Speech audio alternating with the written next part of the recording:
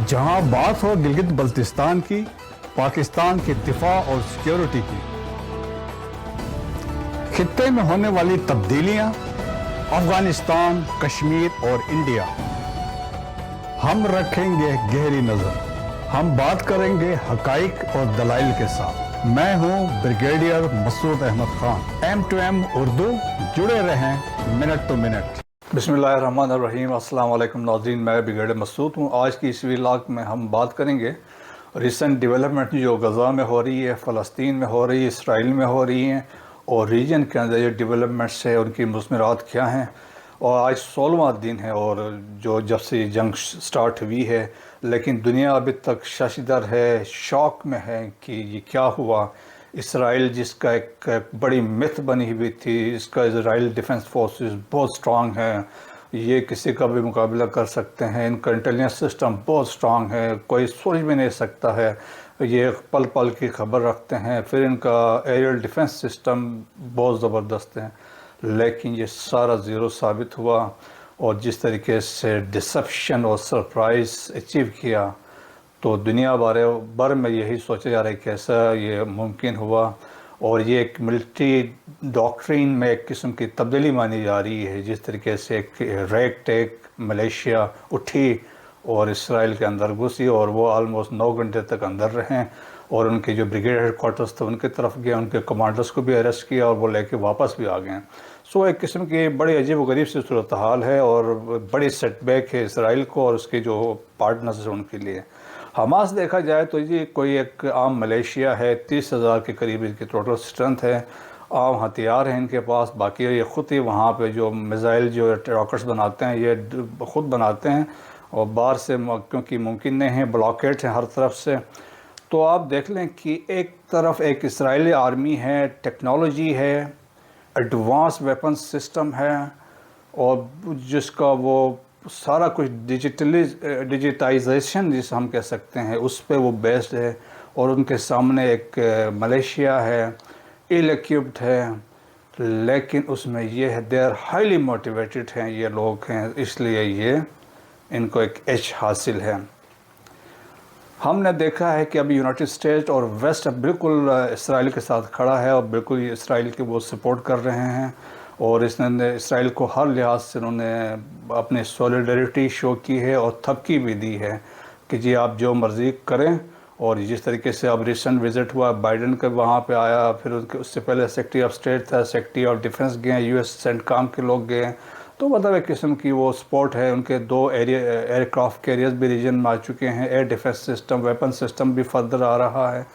तो वो एक किस्म के इसराइल को प्रोटेक्ट करने की कोशिश में सारे लगे हुए हैं।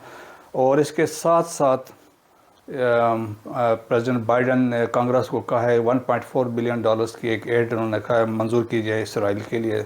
सो ये एक किस्म की वो डेवलपमेंट है।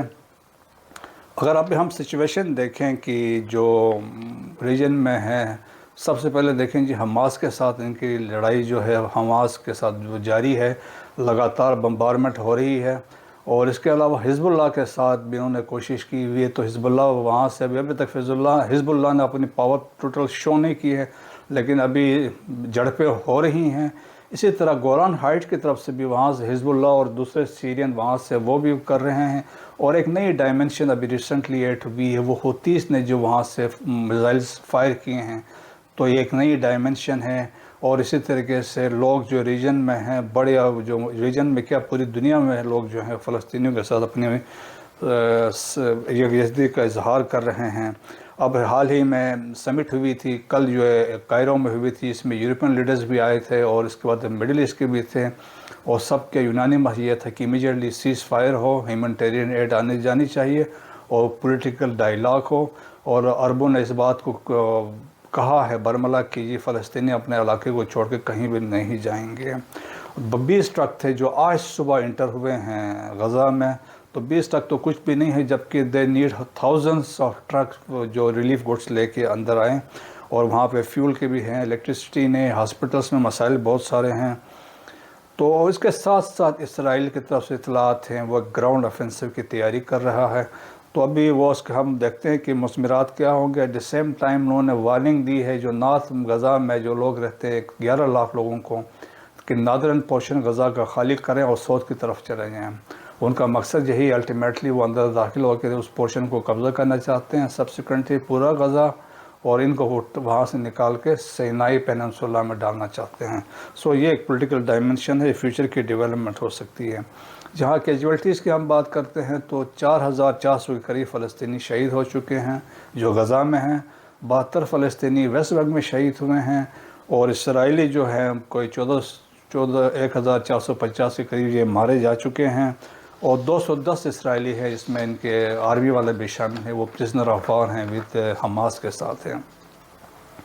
اسرائیل کا آبجیکٹیو کیا ہے؟ اسرائیل کا آبجیکٹیو الٹیمیٹلی تو ہے تو ڈسٹرکشن ہے، لیکن یہ ہے وہ چاہتے ہیں ملیٹریلی اینڈ پولیٹیکلی حماس کا خاتمہ، ان کے لیڈرز کو وہ مارنا چاہتا ہے۔ دیٹس وائی نارتھ کو وہ خالی کروا رہے ہیں، کیونکہ نارتھ جو تھا اور ہے ان کا حماس کا پولیٹیکل اور ملٹری ہیڈ کوارٹر ہے، اس لیے ان کا آبجیکٹیو ہے وہاں پہ جانا۔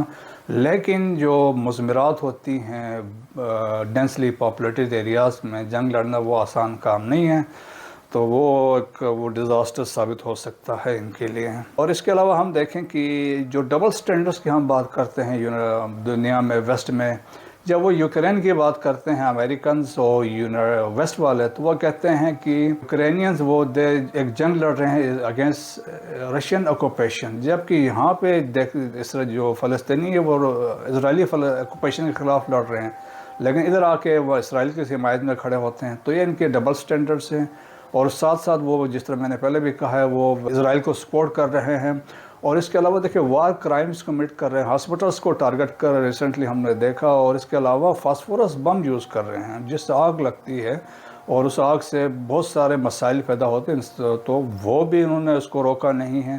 تو یہ وار کرائمز کے زمرے میں آتا ہے، اور وہ ایک قسم کا ابھی آپ دیکھیں کہ اس طریقے سے جو مسائل جو جرائم کا ارتکاب وہاں پہ کر رہے ہیں ویسٹ والے، یونائٹڈ نیشن سیکیورٹی کونسل کی بھی حیثیت کوئی نہیں رہی، ویٹو کر کے تمام ریزولیشنز وہ ختم ہو رہے ہیں۔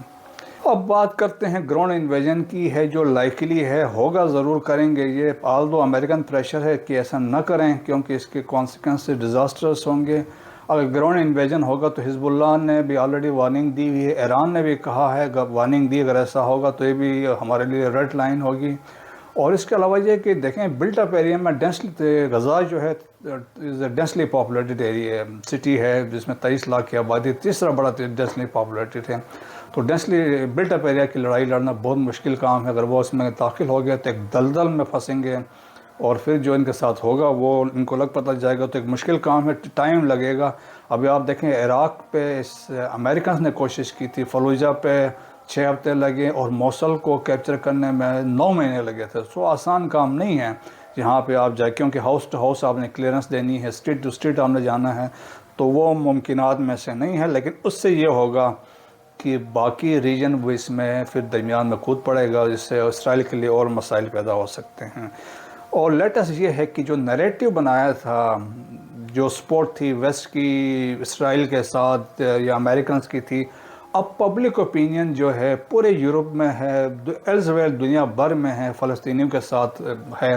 آپ نے دیکھا ہوگا جس طرح 1.5 لاکھ کے قریب لوگوں نے کل لندن میں جلوس نکالا ہے، اسی طرح امریکہ میں ہے، ویسٹ میں تمام ملکوں میں یہ تو نیریٹو چینج ہوا ہے۔ سمپتھیز جو ہیں وہ ابھی فلسطین کے ساتھ ہے، جب سے وہ جو بمبنگ ہوئی ہے ہاسپٹل جو اس میں 500 لوگ شہید کیے گئے تھے، اس کے بعد سے بالکل اس میں وہ شفٹ آئی ہے۔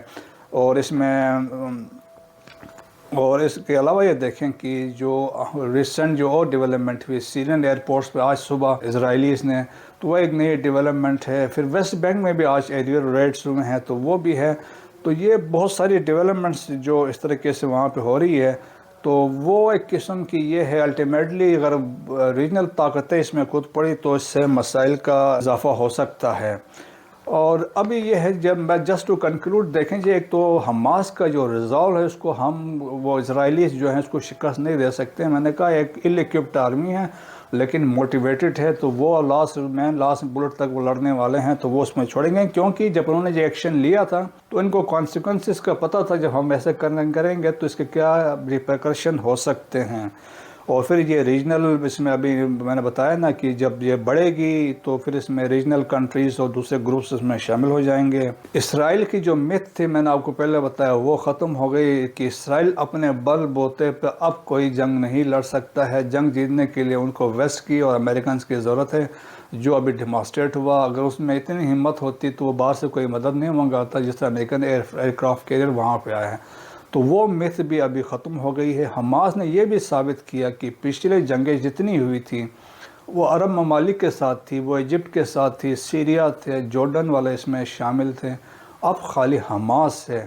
تو حماس نے ان کو وہ ایک قسم کا کہہ سکتے ہیں کہ ایک سبق سکھایا ہے کہ جب موٹیویشن ہو اور اف یو آر ڈٹرمن تو آپ اس میں کامیابی آپ اس میں حاصل کر سکتے ہیں. اور اس کے ساتھ ساتھ نیتن یاہو اور پریزیڈنٹ بائیڈن کے سٹیکس بھی ہائی ہیں کیونکہ امریکہ میں الیکشنز ہونے والے ہیں next year. Netanyahu already crisis میں تھا وہ جوڈیشل ریفارمز کی وجہ سے, اب یہ مسئلہ بھی آیا ہے تو وہ اپنا وہ ریگین کرنا چاہ رہے ہیں. تو اس لیے سارے کچھ ملا کے یہ ایکٹیویٹیز ہو رہی ہیں. تو دیکھتے ہیں کہ یہ گراؤنڈ انویژن ہوتا ہے یا نہیں ہوتا ہے. اگر ہوتا ہے تو اس کے کیا نتائج نکلیں گے. وی لاگ دیکھنے کا شکریہ. پاک فوج زندہ باد, پاکستان پائندہ باد.